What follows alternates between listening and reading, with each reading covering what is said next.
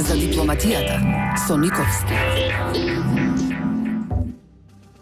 Иако беа плановите поинакви, сепак ќе почнеме со специјалното јавно обвинителство. И ако некој се праша се што бара таа тема на оваа емисија, која зборуваме нели така кога основа да се дипломатски теми, ќе објасниме дека зад специјалното јавно обвинителство се крие странскиот фактор, поточно Вашингтон, и тоа е и нивна алатка, тоа е формирано со единствена цел да ја руши оваа власт и затоа е неприфатливо. Инаку сме кажале порано и да повториме сега, нас не е потребно таква институција, меѓутоа која ќе се бори против криминалот и корупцијата кои се присутни во земјата, а некоја ќе води политика како овој случај, и тоа во интерес на странскиот фактор. Ние исто така најавивме дека периодот и до 11 декември, а многу веројатно за жалост и потоа ќе биде жесток, и еве тоа се реализира.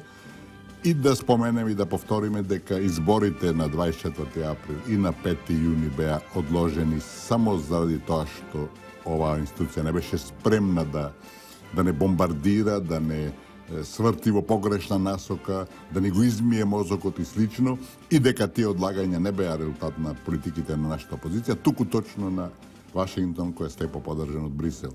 Значи, ете тој жесток период започна и сега не навлегувајќи подетално во нивните чекори, само ќе констатираме некои работи кои покажуваат дека таа институција води политика, и то политика која е во основата против интересите на оваа држава и овој народ. Да почнеме од фактот дека тие отидоа во МВР да вршат инспекција, односно да земат документи, да преземат документи од Управата за безбедност и контраразузнавање. И кога ви им рекоа дека механизмот, односно машинеријата или техниката, како сакате, во која се содржат податоците кои им се нив потребни, не е во собственост на Министерството и на Управата, туку е странски фактор, и дека за такво нешто е потребна нивна дозвола и согласност.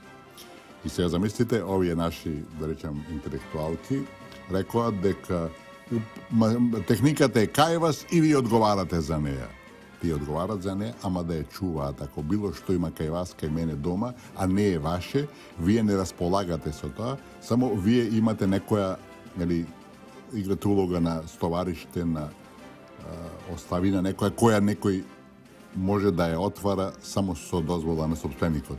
Тоа после го видува специјалното јавно обвинителство и тие наводно информациите побарале дозвола од надвор, односно собствениците. Меѓутоа, аферата е направена, подигната е адреналинот, ако сакате, во земјата, кризата е подлабочена на некој начин, а тоа е во основата и нивната цел.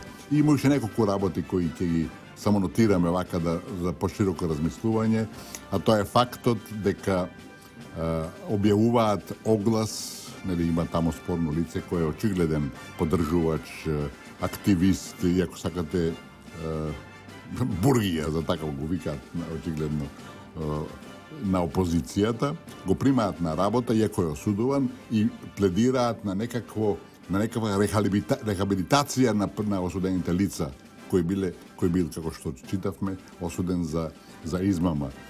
Ви се молам, ако специјалното јавно обвинителство зема улога да биде носител на рехабилитација на осудените во државата, веќе друга приказна. А тоа што го прикриваат за тој феномен, ако сакате, човек кој е очигледно едносмерен, очигледно отворено ориентиран и очигледно работи на уништување на сегашната власт, тоа е на клучното прашање. И во тој контекст, тие, инаку двете, и Фатиме и другата јавна обвинителка, освен главната која не е баш многу вична во зборувањето, двете се првокласни, извонредни, аргументирани, настапуваат со една сигурност и се импонира, тоа мора да се каже. Меѓутоа, кога ги прашуваат за овој случај, например, велат, да, ние дадовме оглас во Утрински вестник и во Коха.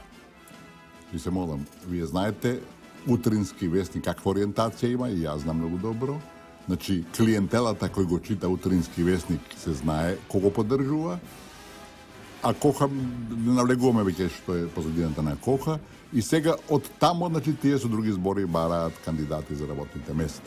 Тоа е исто така еден показател на нивната ориентација, се што е против оваа власт, да се мобилизира кај нив, ги има мнозина, кои од архитектот Грчев па до Тортевски адвокатот, кои во јавноста се декларирани и така натака, и не ги кријат своите обедувања, плукаат и така натака, и се вие нив ги ангажирате. Тоа покажува, значи, една многу јасна ориентација која не е дел од не сме да биде дел од една институција која треба да води борба против криминалот, против целосниот криминал во државата, кој постои, реков ми, треба да се бориме против него, меѓутоа која е едносмерно насочена и која има конкретна за цел да ја руши сегашната власт.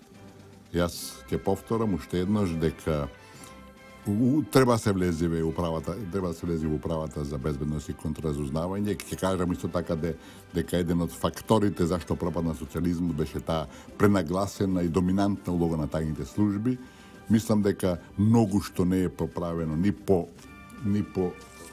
независноста и самостојноста на Македонија. Напротив, случајот, аферата со преслушувањето кажува дека таму се прави кој што сака, и иако за тоа јас тврдам стоева странските разузнавачки служби, меѓутоа факт е по многу што дека таа нечиста работа е завршена од нашите служби, во нашето Министерство за внатрешни работи, и за тоа кој треба да ја понесе една целосна одговорност, една одговорност која ќе биде поука за сите.